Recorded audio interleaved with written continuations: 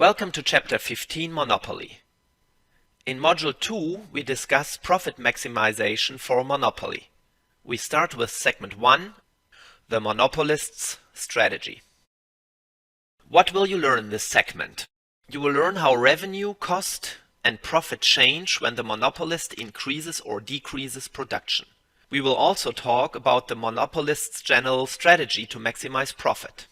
And I will show you a procedure how a monopolist can find the production level that maximizes profit. What is the general strategy of a monopolist? A monopolist can keep supply low to maintain a high price and generate a higher profit compared to a competitive market. In a competitive market, this would not work, because all firms in the competitive market are price takers.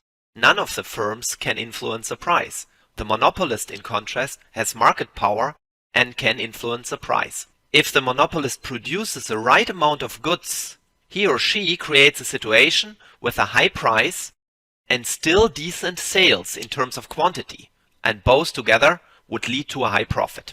This is easier said than done. You will see this on the next slide.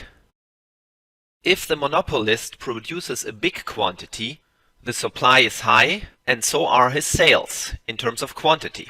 But in order to generate enough demanded quantity for the production, the monopolist has to set a very low price. Although the quantity is high, the low price would probably result in a very small revenue. On top, the total cost would be very high, leading to a small profit or even no profit at all. If the monopolist reduces the quantity a lot, total costs would get down and he would be able to charge a higher price because he has only to generate a small quantity demanded. But the very small quantity, even with a higher price, would probably result in a small revenue and finally, although the costs are low, result in a small profit overall. When adjusting quantity to maximize profit, three variables at the same time change. First, the quantity itself. Together with the price, which changes with the quantity and price make up the revenue. And on top, the third variable which changes are total cost. Therefore, it's quite difficult, observing three variables at the same time, to find the profit maximum. Fortunately, there is an easier procedure to find the maximum profit for a monopolist. It is based on marginal revenue and marginal cost, like in the competitive market in the chapter before. In his or in her mind, the monopolist would increase production by very small amounts, by 1 unit. If marginal revenue is greater than marginal cost, then the extra produced unit, the last unit, would create a larger revenue than it costs to produce this unit. This would be a signal to increase production even further. If marginal revenue is smaller than marginal cost, then the increase in revenue would not outweigh the increase in cost. Therefore, it would not be a good idea to increase production. The monopolist should decrease production.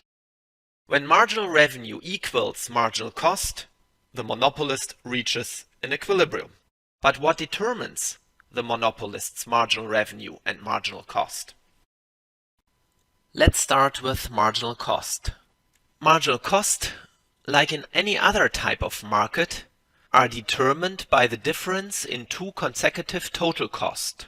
For example, you take the total costs of producing 11 units and subtract the total cost resulting from producing 10 units. The difference obviously is triggered by the 11th unit, and that's the definition of marginal costs.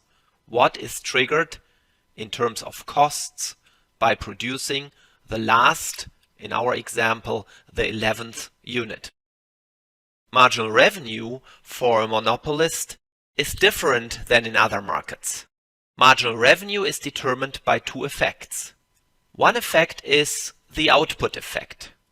An extra produced and sold unit increases the revenue by the price the unit is sold for, which is the market price. Therefore, the output effect equals the market price. This effect is very similar to a competitive market. Remember, marginal revenue equals the price in a competitive market. But in contrast to a competitive market, in a monopoly market, there is a second effect. Because the monopolist is not insignificant, he or she has to lower the price in order to be able to sell an extra unit. This price effect lowers the revenue and it is always negative. How can you calculate the price effect? You take the decrease in price necessary to sell the extra unit and multiply it with all previously sold units. The price effect is always negative. So for example, if you had to lower the price for the 11th unit by $2, then you would take this decrease in price, $2, and multiply it by the units previously produced. 10 times minus 2, the price effect would be minus 20.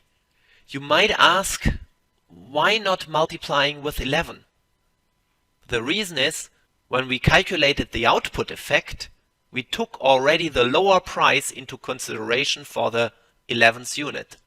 Thus, we have to adjust for the price effect only for 10 units. The next segment will show a numerical example how to calculate the price effect and the output effect, and how to use the procedure described here. What did you learn in this segment? You learned that a monopolist can produce a smaller amount to increase the price and generate a higher profit than in a competitive market. You learned that a monopolist, like any firm in any type of market, maximizes profit when marginal revenue equals marginal cost. You also learned that marginal cost is calculated like in any other type of market, while marginal revenue for a monopolist is determined by two effects, the output effect and the price effect.